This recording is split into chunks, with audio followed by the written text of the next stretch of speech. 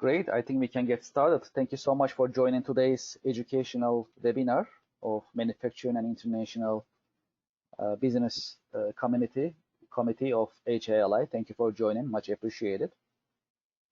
Today we'll be talking about how to leverage social media to get qualified leads. That's what we'll be talking about.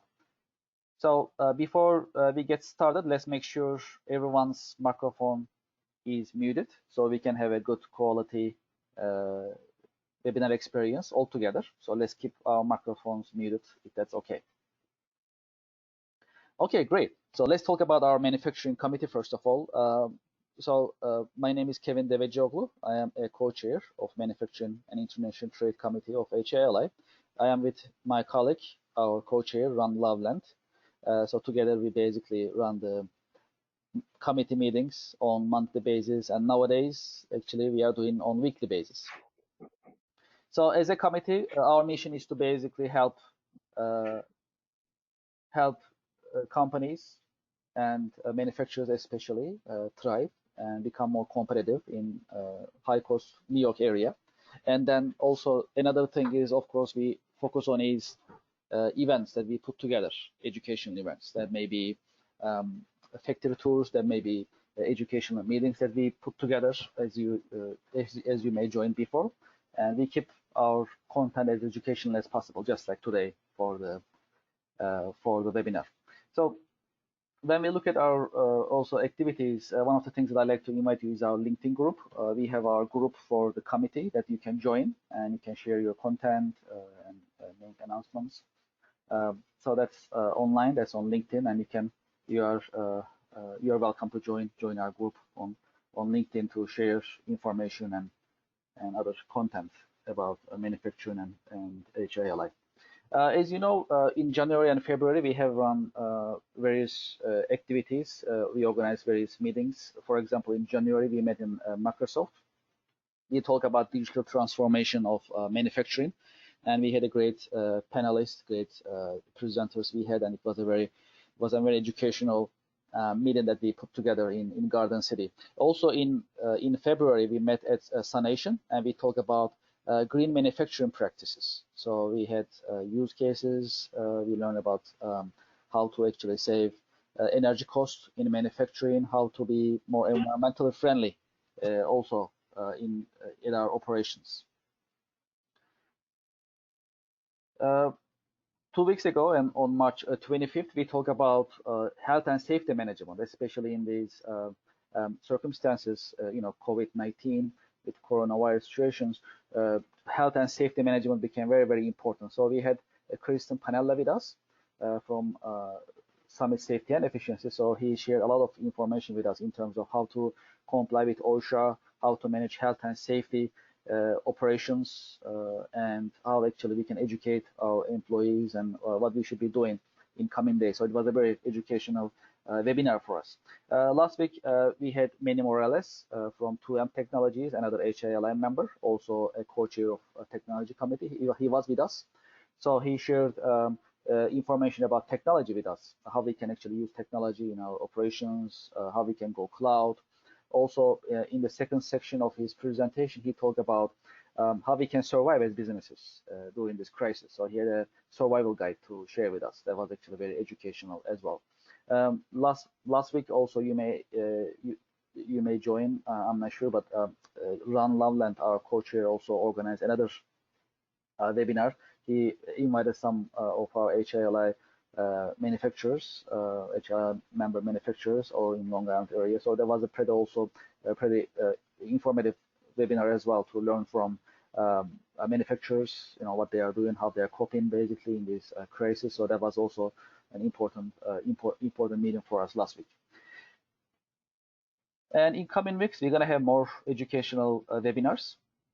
Again, we'll keep around lunchtime, so we call it lunch and learn online. So we keep it around the same time. We'll be talking about cybersecurity, energy management, as well as paperless business practices, some grants for manufacturers, as well as digital transformation using technology for manufacturing, international trade, and other businesses basically that will be covering these subjects as well in coming weeks.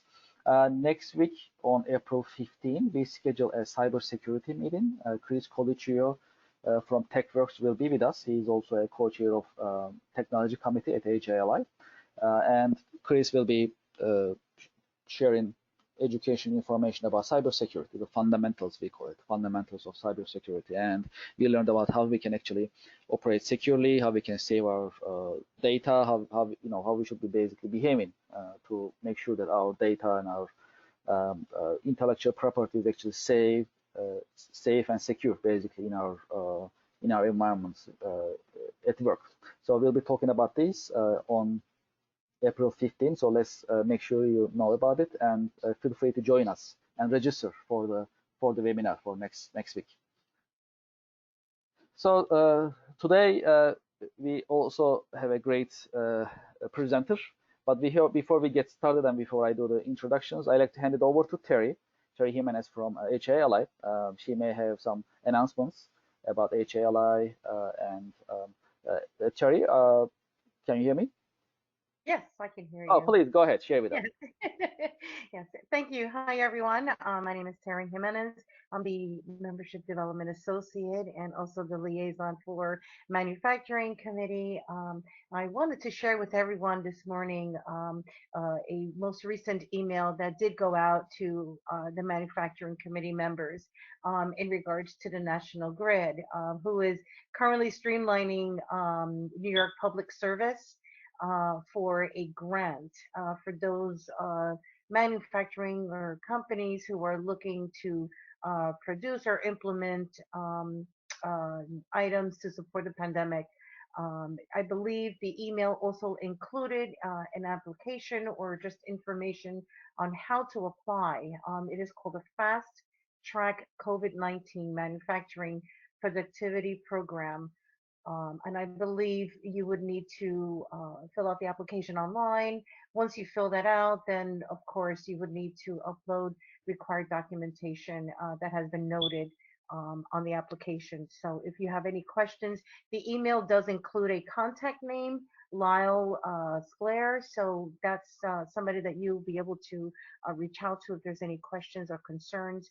There's also a different contact name on the attachment as well. If anybody has any questions, please feel free to reach out to myself or to anybody at HIA-LI. You can send me an email, or you can send an email to info@hia-li.org. Other than that, I wish everyone safety and to remain healthy. Thank you so much for all being on the call today. Thank you, Kevin. Thank you, Terry. Much appreciated. These are tough times for all of us in terms of manufacturers, international trade businesses, and other businesses in Long Island, in New York, and basically nationwide. But it'll pass too. Together, we'll go through it. And in the meantime, we focus on this kind of events, these kind of activities to share knowledge, share insights, as well as informative content. That's what we are focusing on nowadays as Manufacturing and International Trade Committee. So moving forward, today we'll be talking about how to leverage social media and Google Ads to get qualified leads. Basically, Google Ads became actually part of our lives, if you think about it. And social media is also part of our lives. We have different options in terms of using social media. LinkedIn is one of them. As Manufacturing and International Trade Committee, we are trying to be active as possible. And there are other, of course, social media channels, depends on what industry you're in. There may be Facebook, there may be Instagram, Twitter, and others, basically. And they are all running in a different way. So today we invited John McHugh from Brainstorm company. Brainstorm is an HIA-LI member company, and we'll be learning from John about how we can actually leverage social media and Google Ads to get qualified leads. So we all need to get leads. We all need to get customers, no matter what we produce, no matter what industry we are in specifically. So these are important times to utilize all these channels, social media as well as Google Ads to get leads. So saying that, I like to introduce John McHugh. As I mentioned, he's the president of Brainstorm company, and he has been actually preparing to share with us a lot of information. And I was actually chatting with him earlier. He also has some use cases in terms of how some other companies actually leverage social media to have qualified leads, which is very important. We can learn from each other, and use cases in that sense, case studies are very important to learn from. What was actually successful, how they actually run it, and how we can replicate it in our own business. So that's a great tool to learn. I'm a fan of use cases, case studies. So before further ado, John, if you are ready, I'd like to make you the presenter, and you can share with us. Let's see. Okay, whenever you are ready, John. All right, sounds great. Thanks, Kevin. And we can see your screen. Great. Thanks for the intro, Kevin. And yeah, thanks everyone for attending. Making time for this session. As Kevin said, it's a great time to really just kind of act as a committee and a community here, and just share ideas and do what we can do to kind of get through this time. So yeah, I mean, there's no doubt we're in a global crisis and a challenging economy. But business is still going on, right? Our job as manufacturers and business leaders are to keep businesses running. So in the last 3 weeks, we've had deep talks with all our clients, sent out a lot of messages related to COVID-19, coronavirus. We've shifted a lot of marketing strategies really quickly to adapt to the lack of in-person events. And I'd like to share with you what we're advising our clients and what we've seen work in the last few weeks in hopes that this can help your organization weather this storm. Okay, so I'll give you just a really quick background, just since I'll be talking for a while and you can know my experience. So Brainstorm is a B2B focused digital marketing agency. We've been around for 18 years. We're located right here in Melville, New York, and our core services are website development, content marketing, digital campaigns and lead generation, social media, and video production. And yeah, we've been working closely with manufacturers and technology firms for many years. So our experience extends to telecom services, data centers and data center related products, electronics, components, cabling, aerospace, as well as hardware, software, and adhesives. All right, so kind of how I wanted to start today is, we can all talk, we can share our ideas, and we're a group of 15 or 20 or so. But what I have here is a study, the results of a study that was conducted on March 26th, just a few weeks ago, right in the heat of everything that's going on. It was conducted by Edelman, which is a marketing communications firm. They deal with worldwide clients, and this study was put out to 12,000 business people. So yeah, not a few people. This is a pretty large sample size. So I want to just tell you what my main takeaways were from this study. So the data showed that consumers overwhelmingly, they want brands to speak out regularly, but they don't want to be sold anything that's not going to help make this current situation better. So of course there's companies that can directly make the situation better, whether it's cleaning companies, masks, ventilators, all that. But there's also other ways. Many of you, I'm sure your products create efficiencies for customers, maybe digital transformation, or they save on labor, things like that. That's also helping companies right now because we're all looking for efficiencies to get through this, this bump in the road, this economy. Brands are expected to address the coronavirus directly and in a somber and empathetic tone. Now, we dealt with this early on with companies where some of our clients did not want to address what's going on right now directly. They wanted to say, oh, in challenging times or this and that, or maybe not even that. But I think it's really important now. We are where we are. It's on the news 24 hours a day. Let's address it and you know, be empathetic. I mean, I'm sure you're all getting emails saying, hey, I hope you're all safe and healthy. So with that tone, we'll come across a lot better. We're going to want to avoid marketing communications that reference crowds and people gathered together and having a good time. That's, you know, that it's just not the time and place for that. Roughly 2/3 of the respondents say that hearing about the pandemic from a brand is comforting and reassuring. So that's a good sign. And again, yeah, this reinforces what I said before, that people want to know how your brand is helping and also how you.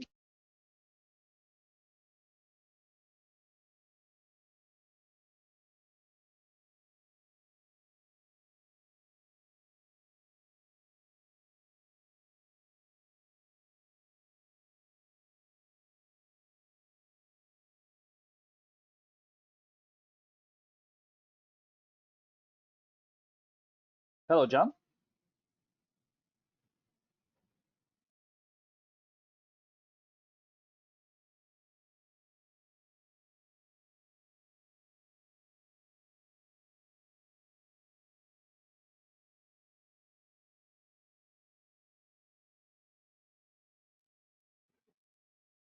Hello, John.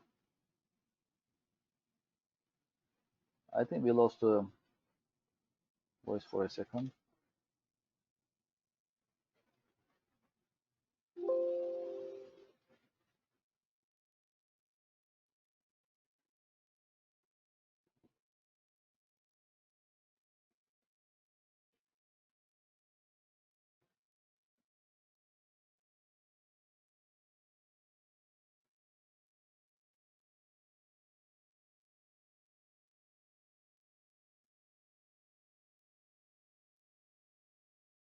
John,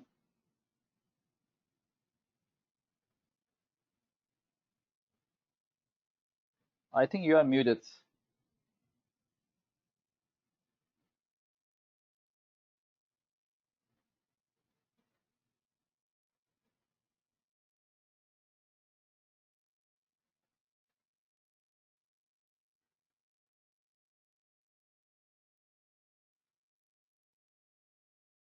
John, can you hear me?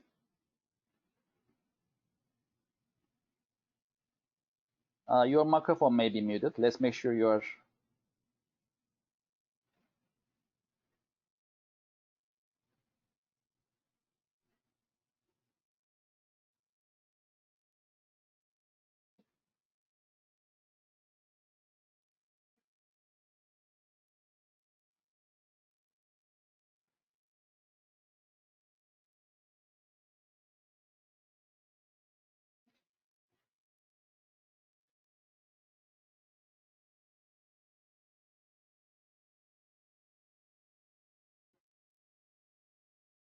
For LinkedIn, posts and outreach during this pandemic.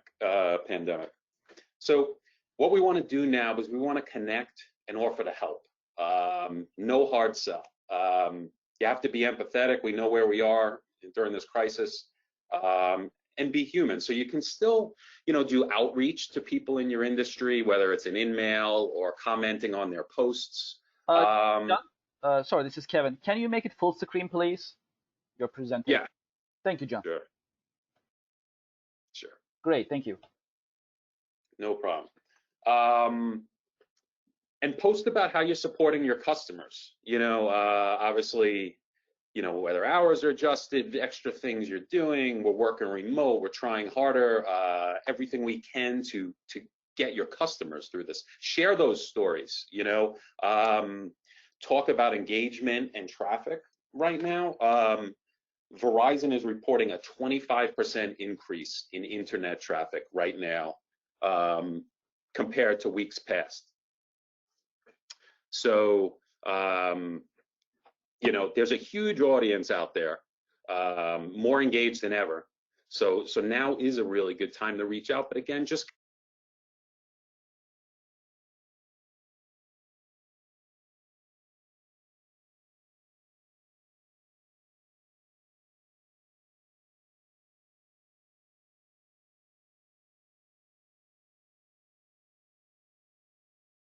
I lost John? the presenter again. Yes, the voice is gone again. Are a great lead generation tool, one of our top performing lead generation tools across the board. When a client comes to us with a budget, we typically try to use as much as we can, I mean, depending on the goals, but as much as we can in Google Ads, because there's an intent with Google Ads. You know, people are searching for a product or service. So there's an intent. They're seeking something out. They're looking to solve a problem. It's different from advertising and posting on social media. And I can say right now, Google Ads are pretty much business as usual. People are still searching for products and services. They may be in a different mode. You know, there may be temporary holds on projects right now, so that, you know, there may be longer timelines, you know, that they're looking for, you know, help with projects that may be, you know, later this year, next year, but there is a lot of research going on, and we're seeing leads come in on a daily basis for the majority of our clients. But what I can say is a lot of people have tried Google Ads in the past. Many have said, oh, you know, I tried it, I spent a few $1,000s, I didn't get anything. The campaigns really have to be set up correctly and monitored regularly in order to prevent waste, because it's not the type of marketing channel that you can just kind of set it and forget it.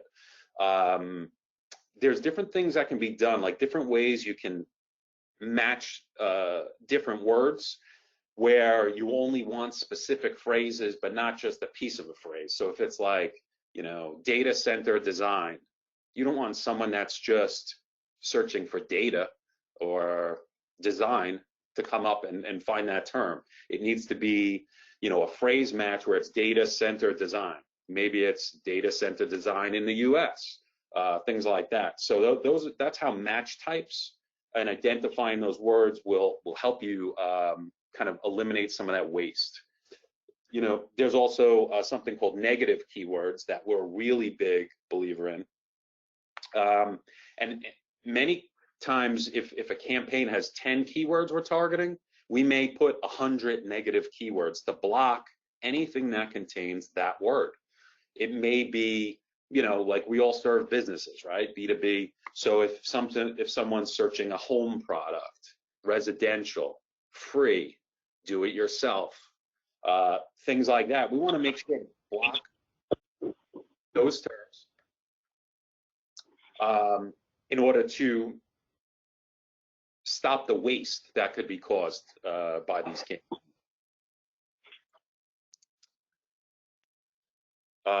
So here's a few advanced strategies for optimizing your campaigns. So Google's done a lot of AI, a lot of automated bidding strategies. And this has helped with the management. So there's some strategies that are maximize clicks, some maximize conversions. I think most of us, being the industry we're in, we're looking for conversions. Conversion is, you know, someone who came to the website, they filled out a form, and they want a quote, or they want a demo, or a consultation, and that's the majority of what we focus on.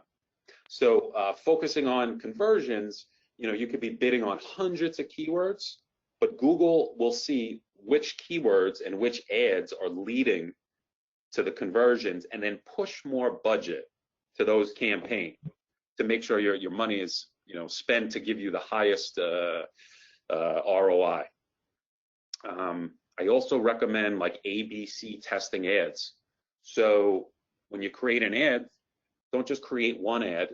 You want 3 of each type, you know, or for each product or service. This way, Google will run those 3 ads with equal impressions, and whichever one is performing the best, they'll start to shift more ad impressions to that one, and eventually you can go in and block the ones that just aren't performing well. So ABC testing is a great strategy. And they also offer multiple site links. So if your main call to action is to schedule a demo, or a consultation, you can also put links to other things that if the person's just not ready to fill out a form, maybe they want a white paper or a case study or a technical document. You can link to those things within your Google ads. So maybe you don't get the major conversion, but you'll get an ancillary one. And there's also a lot of audience types within Google. So one is called remarketing, which could be you can put a Google tracking tag on your website and remarket to anyone that has visited your website, maybe in the last 60 days. So, I mean, the best performing websites probably get a 2% conversion rate, meaning if 100 people come to your site, 2 people are going to fill out a form. So what are we going to do with those other 98 people that came looking for something? We can retarget ads to them and hopefully bring them back, even a percentage of them to again, visit view a piece of content, maybe watch a video, something like that. There's also something called a similar audience, which is pretty cool. So you can have your website audience. Google can say, I'm going to find people that look just like your customers. So you could either upload a customer list, or you could use your website remarketing data, and it can take those demographics about those people and match those to other people like that. So if someone is, you know, an engineer that lives in the US and works for a company of 100 or more employees, it's going to find other engineers that look just like that person and serve them ads. So that's a pretty cool way to find, you know, new prospects. And another type of audience, which is really interesting, is called in-market. So in-market means a prospect has done a considerable amount of research on a product or service in a short amount of time. So let's say they're looking for, you know, an electrical component, and, you know, in 2 days' time, they visited 10 different sites about electrical components. That puts them on an in-market audience, and you can serve ads just to people that show they're in market for a certain product or service. Which is great because you know they're interested, so you could bid higher and say, you know what, I want the #1 spot on anyone that is in market for my product or services, and you can tailor the message. So very cool new feature from Google. So yeah, you know, also want to share a few real world case studies. Again, like we mentioned, we've done a lot in the last 3 weeks. A lot of different messaging, a lot of shifting and pivoting of marketing strategies. So I'd like to share 2 customer examples on campaigns that ran in the last month and how they worked out. Okay, so here is a hardware manufacturer and distributor. Now this is interesting. This client, this campaign was started before the coronavirus pandemic. So it was almost like they had a crystal ball because we started on this 6 months ago, but the example is very relevant to what's going on now. So they ran a manufacturing showcase and a purchasing event at their warehouse. They brought in typically in the past, they brought in a production company to light up the facility and put screens up and cater it and make it, you know, a very big in-person event, speaking, you know, speaking sessions, as well as all their manufacturers were there. So buyers could see products, demo them, and place orders. So this was an event where business was done, sales were made, but it was getting very, very expensive to produce. So about 6 months ago, they came to us and asked, is it possible to create this manufacturer showcase entirely online? So we worked with them and created a strategy. And what we ended up with was we created an online private event we invited all their customers by email, and we built an e-commerce, basically like a high-end shopping cart that was private only to the buyers. It was only available during a limited amount of time, and they would come and they could order products. They would get the same discounts they would get in the live event. So if they bought a certain amount from one manufacturer, a discount would be applied. If their order total was a certain amount, a discount would be applied. And this was available during about a 3 to 4 week period. And then what they also did at the end is they gave coupon codes for future purchases to get people, now that they got them used to shopping online, now they can come and get discounts on future purchases. So, and what I can say is the online event that just ended a week and a half ago had very similar sales as the live event. And I can't share the amount, but it was over $1 million. This was, it was a very successful event.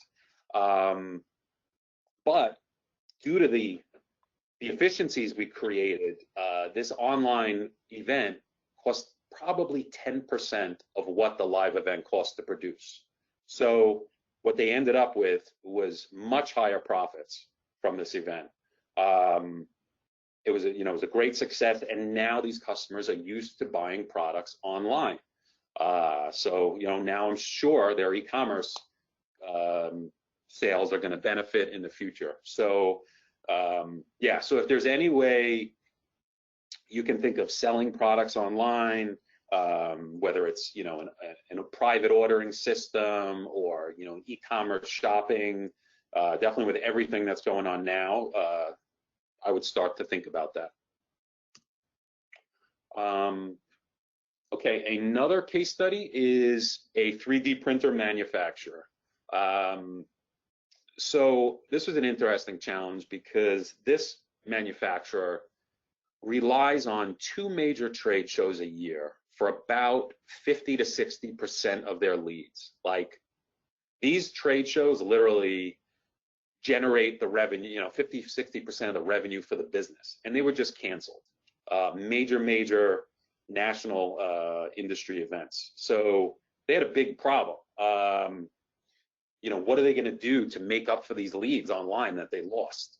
So what we quickly did with them was we had lists of the attendees from previous years, prospects they had been working on, and we created a virtual webinar series. I mean, similar to what we're doing now, but for the industry event, they had different sessions planned. One on materials, one on machines, one on applications. So they basically converted these to online sessions. Invited any past prospects they had. And then we also developed an industry-specific nurture campaign for their aerospace industry. So what that was about a 5 or 6 piece email campaign that was designed specifically for the aerospace industry. Each week going out and kind of giving another piece of helpful information. Here's how our printers are great for the aerospace industry. Here's how you can make parts faster with less labor, increasing efficiency. And each one was kind of showing how the product benefited the aerospace industry. One was a video, one was a white paper, which was the results of a survey they had, and the last one was a demo. Was basically, we sent 5 or 6 educational pieces out. Now let's kind of get to hopefully getting them into the sales funnel. So yeah, the last piece was scheduling a demo, which they got several demos just from that nurture campaign.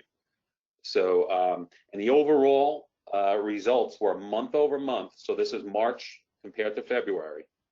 139% increase in leads versus the previous month. So they got 111 leads, new sales leads in March during this pandemic, compared to 47 the month before. So again, a huge success. So sales is now following up with all those leads and trying to work them through the sales process. So so like we said, there's definitely business going on now. I mean, you're going to have to shift. Turn the TV on, come on.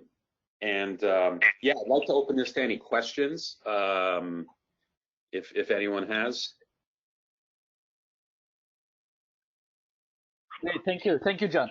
We have questions. I have also been receiving questions from our members, definitely, and we are also, of course, opening the stage right now. If there is anyone who like to ask questions, we definitely welcome questions right now. Maybe I can start first. So one of the things actually I like to ask, which I have been getting these questions actually when I was getting ready for this webinar, is how should be the mix? So there are different social media channels in the market, right? As I mentioned earlier, there is LinkedIn, there is Facebook, there is Twitter, and there are many others. So they all serve to different markets. That's how it looks. But in terms of manufacturing, in a general sense, how should be the mix of social media channels that we should be focusing on? Okay.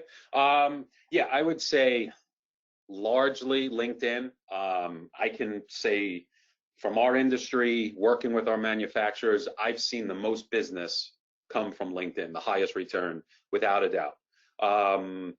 One quick thing I think that got cut off before, which I'll just quickly go into. There's one great feature in LinkedIn. There's paid ads. One type of ad is called a lead gen ad, which everyone knows if you're trying to generate leads, you have to get a customer to fill out a form, right? Sometimes these forms are long, 15 different fields, and customers or prospects will bail out because they don't want to fill out a long form. With LinkedIn lead gen ads, the form is already filled out, and you can serve this ad to specific companies and job titles.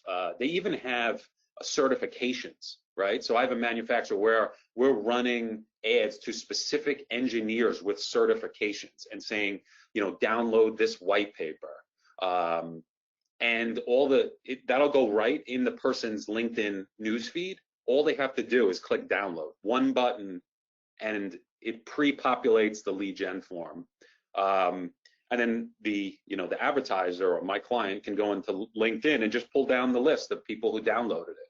So that's an amazing new feature that we're seeing. If you have, engineers and everyone love technical documents and white papers. So if you have stuff like that, that's a great place to promote it. I would say largely LinkedIn. I mean, Twitter's great for live events, when you're at events and there's keynotes and all these, but, those events are all canceled right now. I would say that's my second choice for B2B, but again, the quality isn't always there. It's pretty easy to build up a Twitter audience, but it's not always the most qualified. So yeah, I'm just a huge believer in LinkedIn. Yeah, thank you, John. These are important insights, definitely. Much appreciated. Also, for our audience, we keep our contact information on the screen. So after this webinar, if you like to engage this conversation, if you like to contact us, I also include John's contact information as well as our subject matter expert. So feel free to contact us after this webinar as well. Is there any other question from our attendees? I have more questions for sure, so I'm giving you the chance. Okay, so I have a list of questions actually I received before the webinar. So one of the things actually, one of the challenges many companies, many businesses have is how to have followers, right? So let's say you start a LinkedIn page, for example. How are you going to have followers? Well, how you can increase the number. I mean, there are many different things in the market. When we look at it, there are different sources to increase the number of followers or connections, I will say. How a company, how a business, say manufacturing or international trade or any other business, basically, how can we increase the number of our contacts, connections, our followers of our companies, for example, LinkedIn? Yeah. Great question. Probably one of the most, popular questions I get asked. So yeah, and it's funny, we've gone through this with ourselves and with our clients. There's a few ways. There's follow ads, right? So you can run ads on LinkedIn, serve them to specific companies and titles, and the ad will say follow Brainstorm for helpful content on marketing. But what we found, they're extremely expensive. Follows can cost as much as $40, $50 a piece. So, a $500 budget, you're getting 10 followers. It's tough to do, not scalable. So one hack that, or one little trick that just came out this year is if you're a page manager on LinkedIn, you can actually invite all your followers to follow your company on that page, right? So let's use my company for example. So I'm an admin of the page. I'm going to invite all my followers to follow my company. Then what I did is, I have a business development person. I made him an admin. And I said, Stu, why don't you invite all your followers?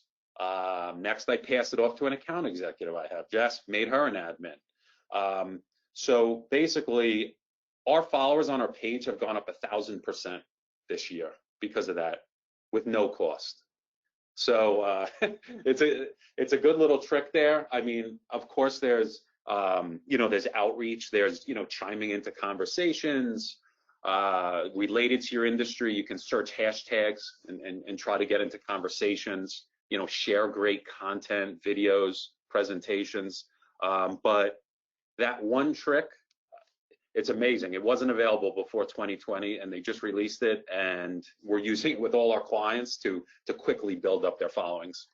Amazing, amazing. That's a great tip. Much appreciated. One of the questions that I've been receiving was about Google Ads. So in terms of starting Google Ads for any business, in this particular case, manufacturing or international trade, for example, is it expensive? Where to start from in terms of having the initial budget? Right. You can start with any budget. I typically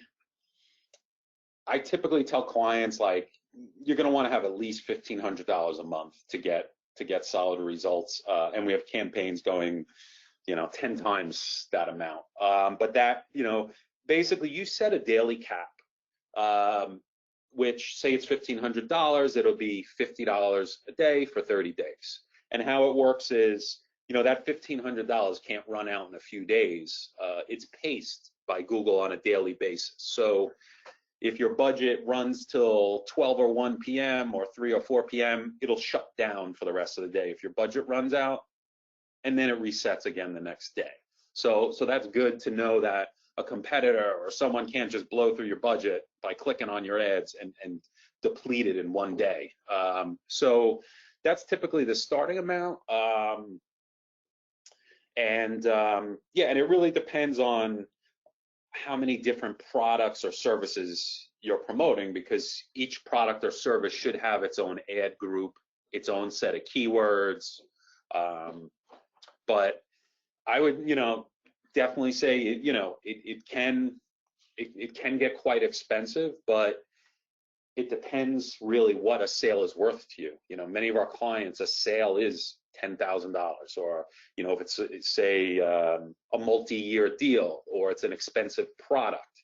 If that's a $10,000 or $50,000 product, or maybe way more, getting leads at a few $100s a piece makes sense, and well worth the return you can get from it. I think one of the good things about these returns that we are calculating, I think it may be a way of calculating ROI of our marketing investments, perhaps. So that is actually another question that I have been getting. That is also for social media. Like, how do you calculate the ROI of your social media activities? I'm on LinkedIn, I post certain things. I'm on Facebook, let's say Twitter or other channels based on my business, for example. So how to calculate the ROI of these activities and how to calculate the lead generation campaigns ROIs, for example. Same for Google Ads as well as LinkedIn. I think that's an important question. Right, great question. Yeah, many of our clients, before they come to us, they're spending a lot of money on marketing. There's no question, running LinkedIn campaigns, Google ad campaigns, all these things cost a lot of money. And many companies don't have the analytics in place to measure exactly where leads are coming from. They may see some form fills, maybe they go into a CRM, but they don't know, was that an organic lead that I got from a blog post or an article I wrote, or was that a paid lead that I got from an ad I'm running, or was it from some LinkedIn outreach? In many cases, we use a software platform called HubSpot, which is a marketing automation platform. It's got some very advanced capabilities, but there's also starter plans. The CRM is actually free. You can go to HubSpot.com and download the CRM for free. And then there's marketing starter that starts at $50 or $100 a month. So it is pretty approachable. And what you can do with that CRM is you can have all your website forms pointing to that CRM. And when leads come in, it's going to tell you the source of that lead. So it was an organic Google search or an organic Bing search. And here's the phrase that the person typed in to look for you. Or LinkedIn ads and social media ads can also be tracked through that platform. So what it does is it gives us a really solid breakdown of all the different marketing channels we're doing for a client. And we review this every quarter to see which channels are performing the best. So you can quickly see the ROI and say, you know what, our written content is doing great. Maybe Google ads aren't. Let's double down on our written content. Or LinkedIn is doing far better than Twitter. Let's shift some more budget to LinkedIn. And that's what digital marketing is all about. It's not like the old days where you place a branding ad in a trade magazine and you get a phone call or two and you don't really know where they came from. Digital marketing is all measurable. We know how everyone got to your website. We know the pages they visited. We know what forms they filled out. So it's all about, watching those KPIs and those analytics and shifting to the strategies that are providing the best ROI. Yes, great insights. Thank you, John. I appreciate it. So let me go back to our attendees. Do you have any questions? Like to ask John? You can unmute yourself and ask your questions if you like, anytime you like. Yes, speaking of technology, this is also very important. So last week, we had many Morales with us from 2M Technologies, right, from our technology committee of HIA-LI. So we talk about technology in terms of, going to cloud, automating activities in manufacturing and so on. So taking the technology and applying it actually on marketing is actually what you are describing right now to us in terms of digital marketing, which is very, very important. I think just like you mentioned, so back in the time, I think that was all about putting that in the trade magazine, and that was the fact.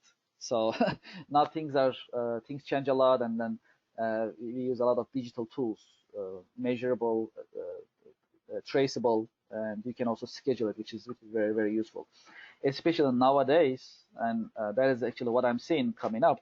I call it life after COVID-19.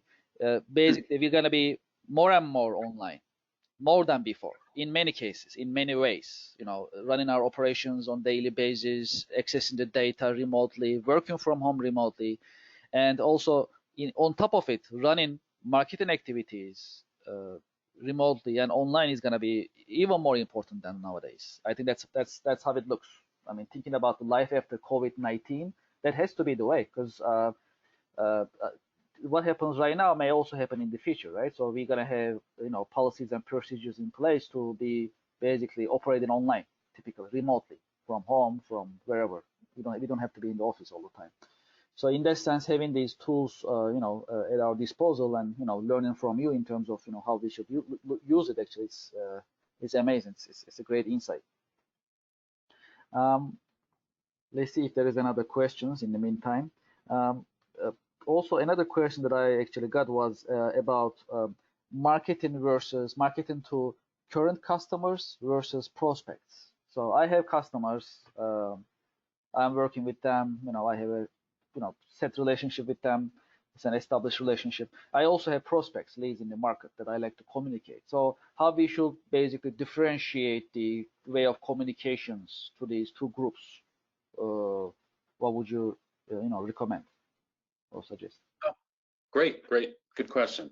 Yeah, so I think customers is kind of like we mentioned. I think everyone hopefully got through that first few weeks of, we're open, we're closed, these are our hours, here's how we're here to support you. Definitely a lot of that going on, I'm sure.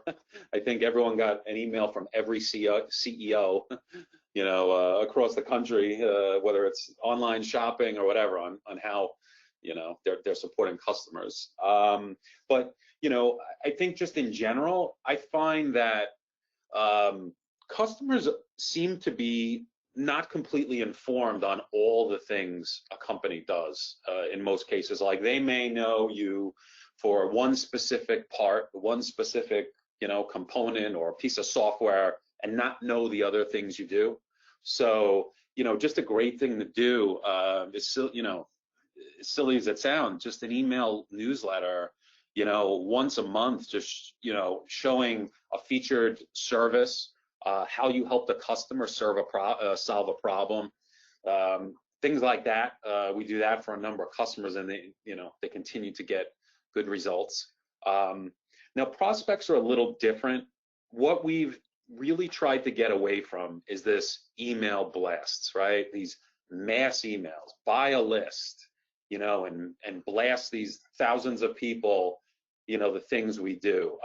We're trying to get much more segmented with prospects, and target companies that are in specific industries, looking for specific products. So I would much rather see 10 emails go out to 100 people each, on very specific products and services, and also not a one-off. What we're doing is what we call like nurturing, where there may be a series of 4 or 5, where in the beginning of the series you're talking about a problem. My labor costs too much. We help the client buy this product, saves 40% in labor. Maybe the next one is a video. The next one is a case study, and kind of put them through like this, almost like an automated workflow, or a sequence of emails on a related topic. Because the great thing is, with the right software in place, you can even do this with like a MailChimp or Constant Contact, is monitor the opens and clicks. And if someone's clicking through to read that blog or read that case study, pass that information off to a salesperson.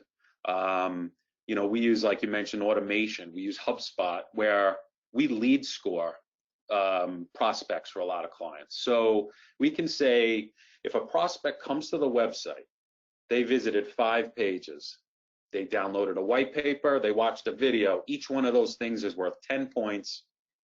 That client, that prospect is worth 70 points.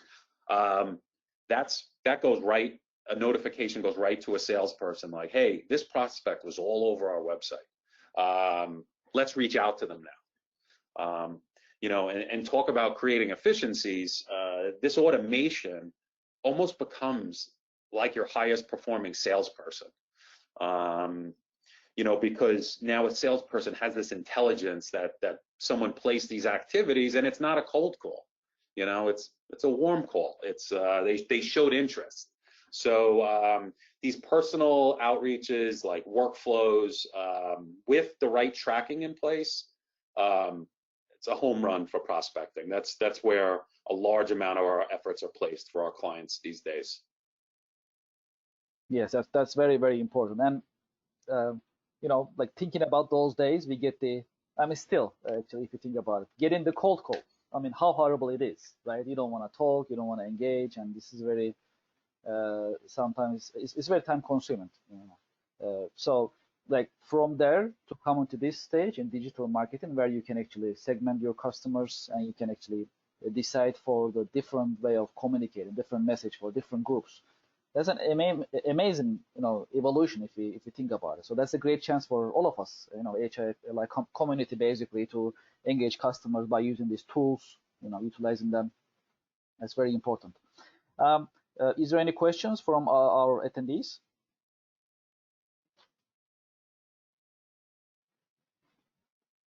So far, okay, they are listening careful. That's how it looks, which is great. We have great attendance today, which we appreciate. Thank you so much.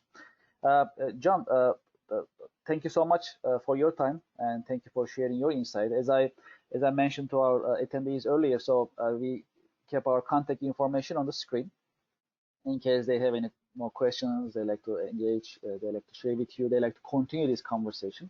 They can contact you, they can contact us. So we keep this contact information on the screen for that purpose, which is very, very important. And that's what we are trying to establish in our committee within HIA-LI, is to share this knowledge, basically. And I call it getting ready for the life after COVID-19, right? So we should all be ready, basically. So that's a great opportunity for all of us, learning from experts like yourself, John. Much appreciated. Also, before we end our meeting, would you like to say anything else, John? No, just thank you for everyone. I apologize. I'm not sure what was going on with the audio in the beginning. I'm glad the second half of the presentation was hopefully very helpful. And yeah, if anyone wants to reach out, there's my information. I'm happy to spend 15 minutes on the phone and just tell me about your industry, tell me what you do, and I'll offer some tips. There's no obligation. It's we're all part of a committee here, so I'm happy to help and give you any ideas I can share to just kind of help you get through this time, and maybe just put together a solid, sound strategy for, like Kevin said, after this, when businesses start growing again, and it's a much more positive economy. Thank you, John. Much appreciated. Thank you very much for joining. And I'd like to thank our attendees also for their time, for their interest, attention. Let me also remind one more time before we end the meeting. Next week, we'll have, again, Lunch and Learn online, and we'll be covering fundamentals of cybersecurity. Chris Colicchio from TechWorks will be with us. He's the president of TechWorks, also HIA-LI member, also co-chair of technology committee of HIA-LI, that we work very closely within HIA-LI. So he'll be with us, and he'll be sharing fundamentals of cybersecurity with us, with businesses, manufacturers, and other companies in international trade. So that's very important. I'd like to invite you. Please register, please join us, and let's grow this group every single meeting, and looking forward to seeing you in our coming meetings. Again, our contact information is on the screen, and we are looking forward to meeting you next week on April 15 at our Lunch and Learn online webinar, education webinar again. Thank you so much, and have a nice day.